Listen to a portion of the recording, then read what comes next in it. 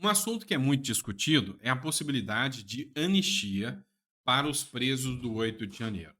O entendimento de grande parte da comunidade jurídica e política também é que as decisões tomadas nas sentenças do 8 de janeiro, ou mesmo os processos que aconteceram, foram processos que não observaram o devido processo legal, foram processos muito mais políticos do que jurídicos.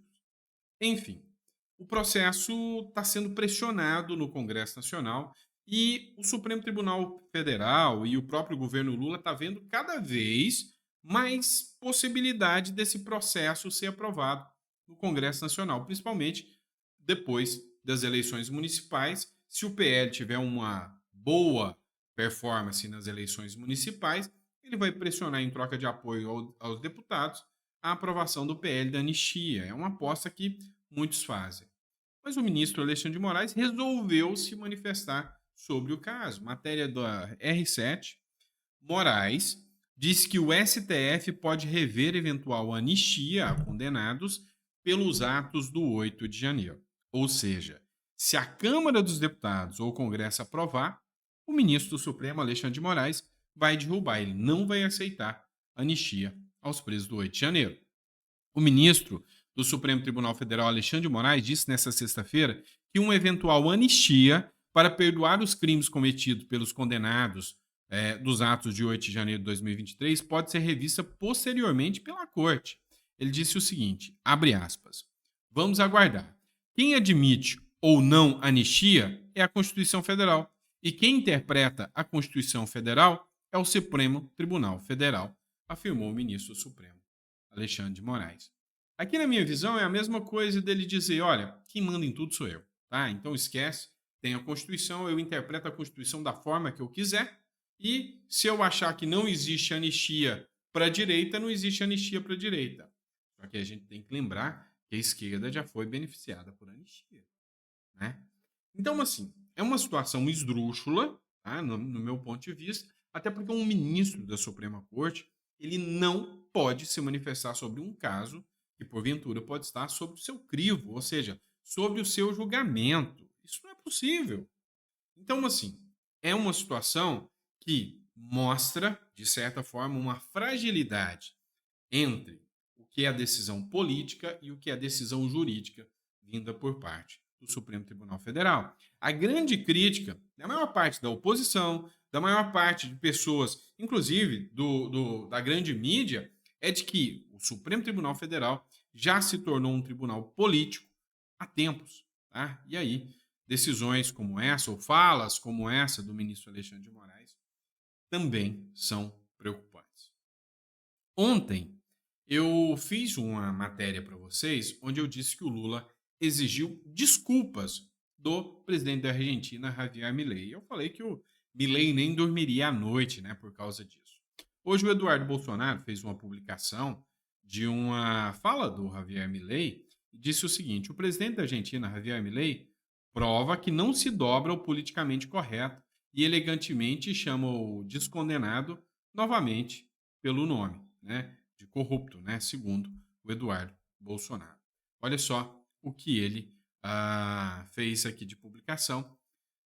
Lula exigiu que ele pedisse desculpas. Milei, desde quando tem que pedir desculpas por dizer a verdade? Foi preso por corrupção e é comunista. Olha o que disse o Milei aqui. Esta semana Lula dijo que vos deberías pedirle disculpas.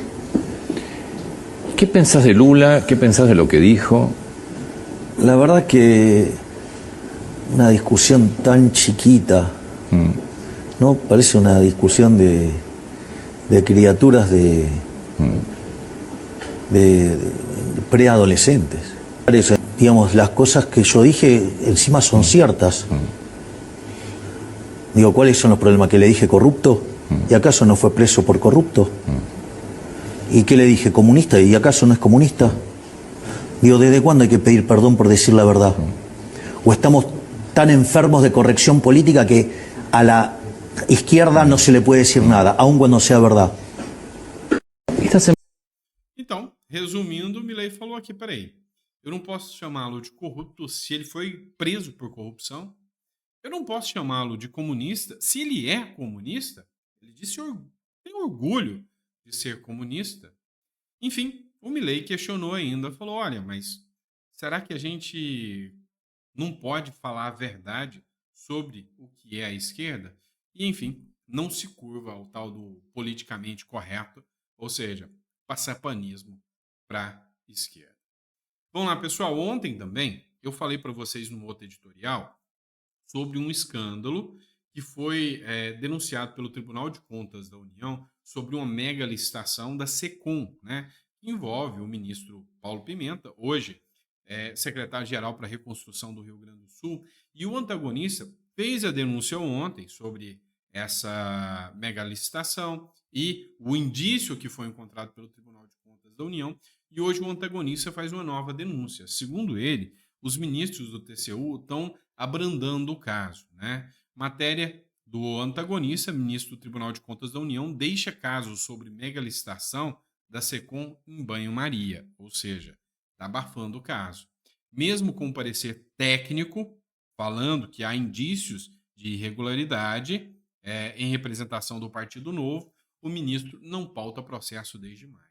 Então, tem uma ala do Tribunal de Contas da União, que é a área técnica, né, estáveis, que fizeram essa denúncia aí de irregularidades na licitação envolvendo o governo Lula, mas os ministros, que são escolhidos politicamente, deixam o processo parado em banho-maria e não tocam o processo.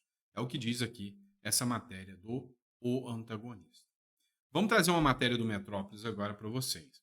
O Lula critica preços dos alimentos, é preciso baratear tudo.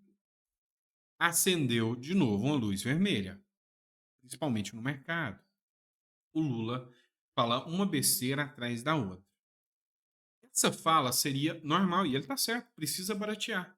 Se não fosse o Lula que estivesse falando. E principalmente depois daquela tragédia, né, da licitação ou do leilão absurdo, como disse o Lula, com falcatrua do arroz, né, do arroz gate, inclusive que vai virar uma CPI. O presidente Luiz Inácio Lula da Silva voltou a criticar nesta sexta-feira o preço dos alimentos. O petista falou sobre o custo do arroz e do feijão, mas também pontuou uma queda no valor da carne. Vi um saco de arroz no supermercado de 5 quilos a R$ 36. Não é possível. Tem que estar de acordo com o poder aquisitivo do povo mais humilde. O feijão é a mesma coisa. A carne barateou. Posso dizer que a picanha barateou, mas é preciso baratear tudo para o povo ter acesso, afirmou em entrevista ao programa da FM O Tempo, durante a visita em Belo Horizonte. Por que se acende uma luz vermelha quando Lula diz isso?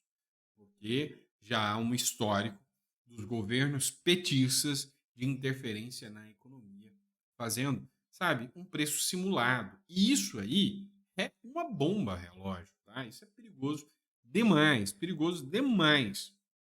para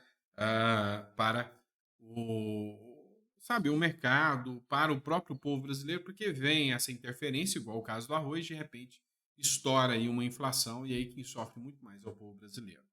Matéria do Estadão. Quanto mais Lula rejeita a necessidade de um ajuste fiscal, que gera inflação, mais eleva o custo das medidas que terão que ser adotadas para reverter a sangria. O problema é que reverter a sangria vai ser em outro governo, não nesse, porque não é interesse nenhum. É Lula quem fabrica sua própria crise. Lula acha que está tudo bem e, em seu negacionismo econômico, amplia incertezas e retroalimenta uma crise de confiança criada por suas próprias ações, hesitantes em declarações desastrosas. Acho que de todos os editoriais do Estadão, esse aqui foi o que ele chegou mais próximo, né, da palavra que bem define o governo Lula. Negacionismo econômico. Exatamente isso que está acontecendo. Exatamente isso que está acontecendo. Vamos lá. Carlos Bolsonaro fez uma crítica aqui ao Macron, tá? Em carta aberta aos franceses, o Emmanuel Macron fala em fratura democrática. Estou lembrando do Lula e falando falcatrua, tá? Fratura democrática. Vamos entender o seguinte. O Macron está desesperado, está dando birrinha. Por quê? Porque a direita, ou melhor, a extrema direita, está prontinha para detonar a esquerda lá na Europa. Já fez isso. O Parlamento Europeu foi lavado da esquerda e a direita veio com força. O Macron dissolveu. Lembra os caras da democracia? Pois é, o Macron correu lá e dissolveu o parlamento. Agora, ele já fala que vai ter uma fratura democrática. A democracia está ameaçada porque a direita, extrema direita, vai vencer lá na Europa. Pois é. Carlos Bolsonaro fez sua crítica aqui. Pronto. Agora o saltitante francês entrou também na onda de acusar os outros de ameaça à democracia.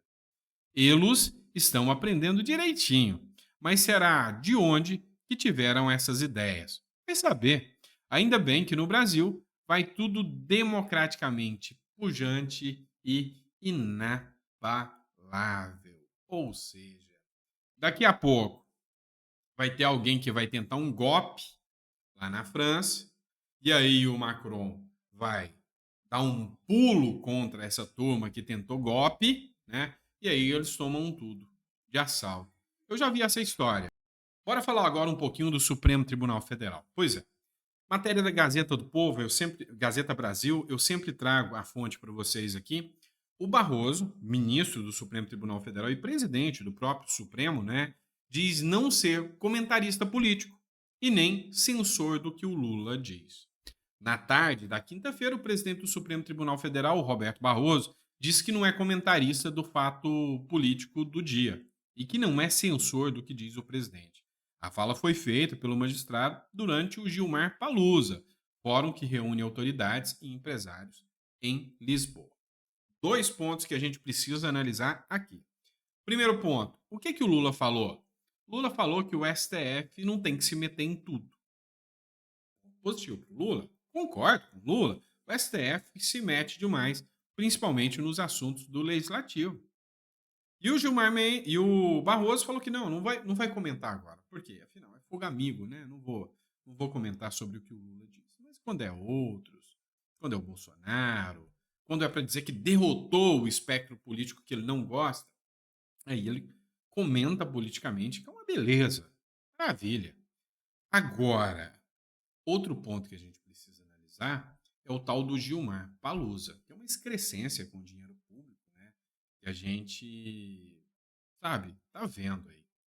Então, assim, foram várias autoridades que foram participar desse evento, um evento de brasileiro em Portugal, bancado com dinheiro público, sabe? Então, assim, são coisas insanas que a gente acompanha. Outro ponto que foi denúncia do antagonista também, e a gente vem trabalhando com denúncias que a mídia, que a imprensa vem trazendo, tá? Porque, assim, de tudo ou nada a gente tem fonte para citar. O que o antagonista cita agora? De que há vamos dizer assim, um jogo de cartas marcadas dentro do próprio Supremo Tribunal Federal. E que uma fala feita dentro de um julgamento do próprio Supremo Tribunal Federal, né, no caso da liberação da maconha, mostra que é tudo carta marcada. Eles combinam por WhatsApp antes como eles vão dar a sentença. A troca de zap entre ministros do STF. Por Felipe Moura Brasil, confissões de Toffoli e Barroso no julgamento sobre maconha escancaram uma velha combinação nos bastidores do Supremo Tribunal Federal. E aqui ele fala, a velha combinação.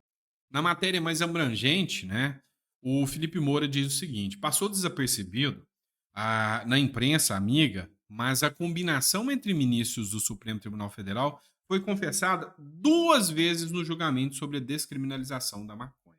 A primeira foi o Dias Toffoli, que disse que enviou um áudio à Vossa Excelência sobre o seu voto. Abre aspas, foi aí que muitas pessoas interpretaram o meu voto como criminalizante, pelo fato de eu não entrar na questão da quantidade. Muito pelo contrário. Eu até, em mensagem à Vossa Excelência hoje pela manhã, de áudio, eu disse, o meu voto é o mais radical de todos. O meu voto é descriminalizante para todas as drogas no que diz a respeito a usuários. Ou seja, combinaram o voto. Luiz Roberto Barroso, o atual presidente do STF, anunciou que a definição da quantidade para distinguir tráfico e consumo veio de um acordo interno do Supremo. Abre aspas. Nós havíamos chegado a um acordo interno, que precisa evidentemente ser ratificado na sessão pública, de ficarmos a um meio caminho. Ou seja, entre as demais sugestões de 25 ou 60 gramas aventada na corte, de 40 gramas, que é a quantidade adotada no Uruguai, que é a experiência que nós temos notícia. Pois é, aqui no Uruguai, para quem não sabe, é liberado, tá? É liberado. Mas até o nível de consciência do povo aqui é diferente, tá? Mas, enfim, vamos lá. O que escancara aqui é que somente víamos, né, ou prestamos atenção nos acordos políticos desenhados dentro do Congresso Nacional. Mas e os acordos políticos que são desenhados e a combinação antes da sentença? Isso é proibido por lei. Isso é proibido, não pode acontecer. Não pode acontecer. E vai além. Eu tinha citado o Gilmar Palusa. De novo, aparece um antagonista aqui com denúncias. Gilmar Palusa. As instituições ou os interesses venceram? E aí, sabe aquele discurso de que é pelas instituições, que é pela democracia? Pois é. De novo, Felipe Moura Brasil aqui fazendo sua crítica, né? Gilmar Mendes e o Supremo Tribunal Federal se fazem de sonsos sobre a participação de 12 empresas com processo na corte. Ó, só para deixar claro, quem chamou os ministros de sonsos foi o Felipe Moura Brasil. Não foi eu não, viu? Quem tem medo, tá bom? Mas enfim, brincadeiras à parte, realmente é uma excrescência você saber que teve um evento do Gilmar Mendes em Portugal, bancado com dinheiro público para autoridades e um monte de outras pessoas que foram bancadas por empresas. Empresas essas, 12, que têm processos na corte. Ah, meu amigo. Só no Brasil, para isso ser considerado uma coisa normal. Normal. Enfim, por fim, para sacramentar aqui, para que não paire dúvidas para vocês, o quanto nós somos um bando de palhaços que bancamos tudo isso, matéria da Revista Oeste. Citando a fonte, Revista Oeste. O diretor-geral da Polícia Federal vai ao Gilmar Palusa. Pois é, o diretor-geral da Polícia Federal, aquele crítico da direita, só que ele foi ao Gilmar Palusa com despesas pagas pela Fundação Getúlio Vargas, empresa, né, do ramo educacional, que é alvo de inquérito da corporação. Espera aí. Então, não basta as empresas que têm processos lá no STF bancarem um evento. Também empresa que está sendo investigada pela Polícia Federal banca a ida do diretor da Polícia Federal para o passeio em Portugal. Caramba! O Brasil voltou mesmo. O diretor-geral da Polícia Federal, Andrei Rodrigues, participou do Fórum Jurídico de Lisboa, o Gilmar Palusa, a convite da Fundação Getúlio Vargas, informou nesta sexta-feira a Folha de São Paulo. Pois é, a Folha está caçando jeito de ser censurada de novo, né, Folha? A Folha, a FGV, foi investigada pela própria Polícia Federal em 2022 por suspeita de fraudes em licitações e corrupções de agentes públicos. Porém, no dia seguinte à operação, que incluiu buscas nas sedes da FGV em São Paulo e Rio de Janeiro, o ministro do STF, Gilmar Mendes, suspendeu a investigação e revogou as medidas cautelares. O Fórum de Lisboa é organizado pelo Instituto Brasileiro de Direito Público, fundado por Gilmar Mendes, em parceria com a FGV, a Faculdade de Direito da Universidade de Lisboa. Então vamos lá. O Gilmar Mendes tem uma empresa, né, uma faculdade. Essa faculdade tem parceria com a FGV. A FGV foi condenada por fraudar a licitação, foi denunciada e foi para o STF. O Gilmar Mendes suspendeu ou revogou as liminares contra a FGV. Um ciclo, né? Ciclo vicioso, se é que a gente pode citar assim. E aí, cara de palhaço que a gente fica em dar esse tipo de notícia, né? Eu fico pensando, tá? Ainda bem que os gringos não entendem bem o português. Porque eu fico pensando a vergonha que um gringo deve sentir e falar, meu Deus, que Brasil é esse se ele entendesse o que eu tô falando e visse um vídeo meu lá fora. ele ia ficar literalmente assustado com o que é o Brasil, de verdade. É uma verdadeira casa da mãe Joana. Essa é a verdade dos fatos, tá bom? Pessoal, obrigado por ter acompanhado mais um editorial. Ó, a gente faz de tudo aqui para trazer o conteúdo com a maior qualidade possível, tá? Hoje algumas pessoas reclamaram, mas você tinha que ter uma equipe, tinha que melhorar. A gente tá fazendo da forma que dá aqui, tá? Então a gente vai melhorar ainda. A gente é novo, tá? Não tem nem 70 anos ainda, a gente vai aprender, tá?